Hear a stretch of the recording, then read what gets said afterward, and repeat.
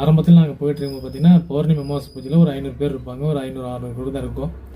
ஒரு 10-20 கார் நிற்கும்.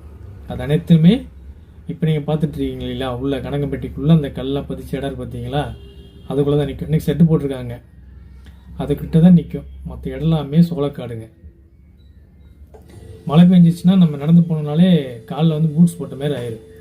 ஏன்னா அந்த மண் வந்து அப்படி அப்பிக்கும், அந்த அளவுக்கு இருக்கும். இறங்கி நம்ம நடந்தான் போகணும், அந்த அளவுக்கு தான் இருக்கும். ஆனால் இன்று பார்த்தீங்கன்னா கனகம்பட்டியோட புகழ் எல்லா இடத்துலையும், சிங்கப்பூர், மலேசியா, குவைத்து, வெளிநாட்டில் இருக்கிறவங்களுக்கு எல்லாருக்கும் தெரிஞ்சு அவங்களும் வந்து வழிபட்டு போயிட்டு இருக்கிற அளவுக்கு இன்னைக்கு அவருடைய அற்புதங்கள் நடந்துகிட்டே இருக்குதுங்க. என்னோட வாழ்க்கையில் பார்த்தீங்கன்னா ஒரு 2019 சமயம்லாம் ஒரு கோர்ட்டு கேஸு பிரச்சனை இதே மாதிரியான சூழலெலாம் இருந்து நான்